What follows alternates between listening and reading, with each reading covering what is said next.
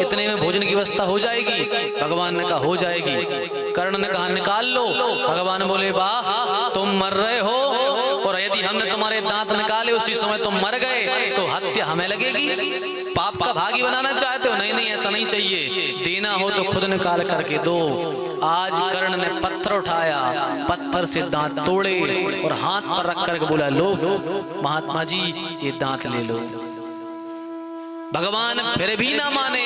भगवान ने कहा अरे ऐसे खून में लथपथ दांत लेंगे हम? देना हो तो धो करके दो, ऐसे खून में लथपथ दांत नहीं लेंगे हम। मर रहा है, करा रहा है कर्ण, पर भगवान देखो कितनी कठोर परीक्षा ले रहे, कह रहे धो कर दो।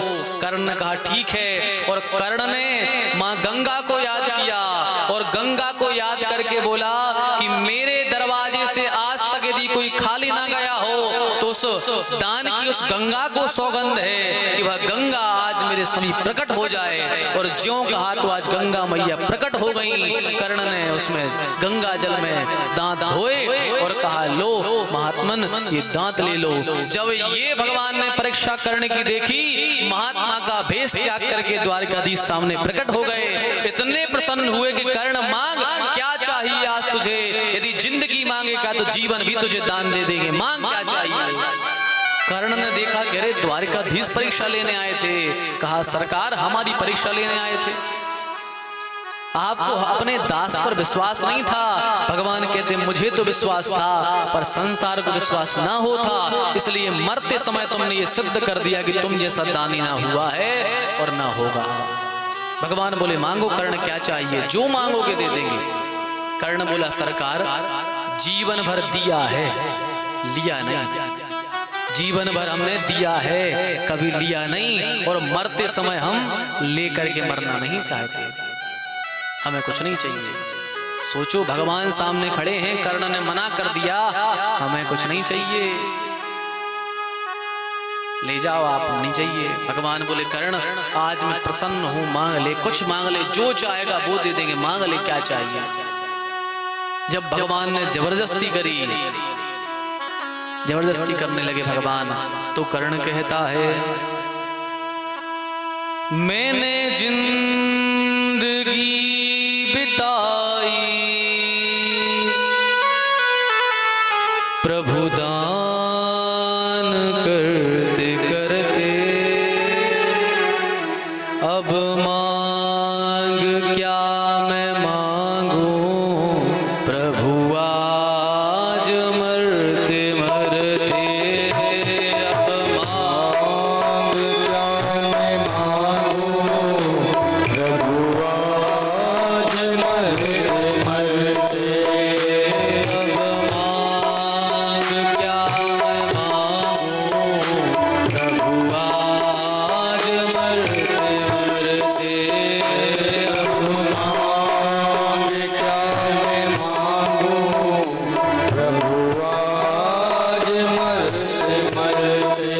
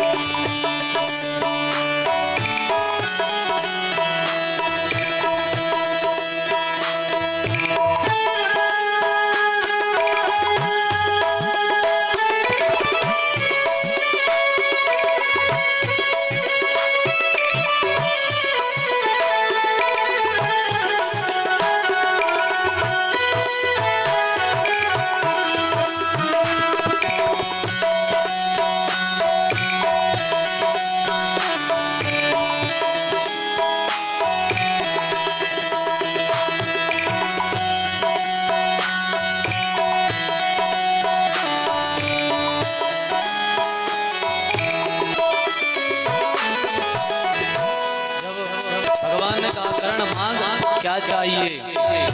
जब भगवान ने जबरदस्ती करी तो कर्ण कहता है जिद आपकी जनार्दन, जिद मेरी भी निभाना, जिद आपकी जनार्दन, जिद मेरी मेरी भी निभाना, जिद आपकी जनार्दन, जिद मेरी भी निभाना, जिद आपकी जनार्दन, जिद मेरी भी निभाना।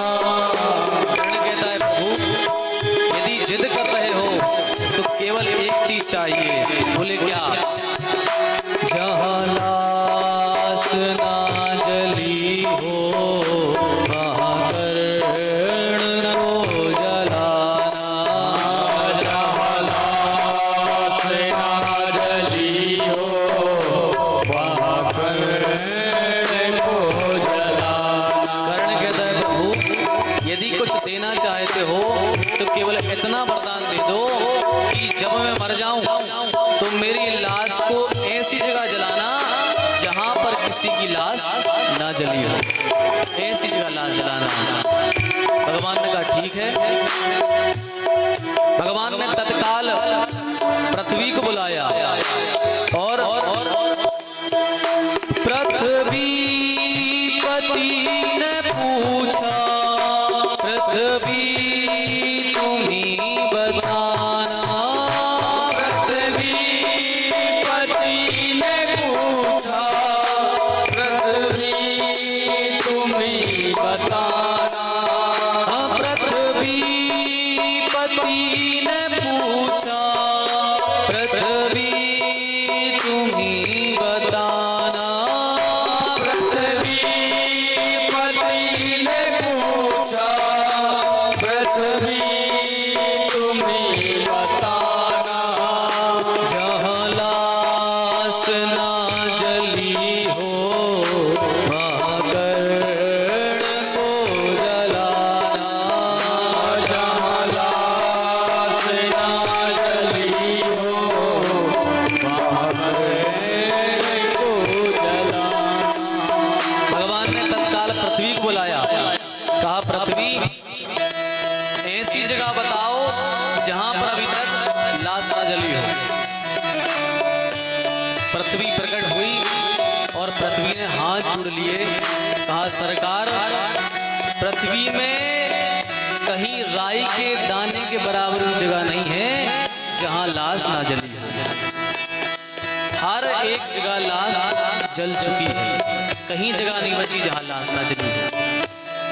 भगवान ने कहा अच्छा कहीं जगह नहीं है? बोले नहीं। क्या किया भगवान ने? चिता एक चित में आई, चिता हाथ पे बनाई, चिता एक चित में आई, चिता हाथ पे बनाई। भगवान ने क्या किया?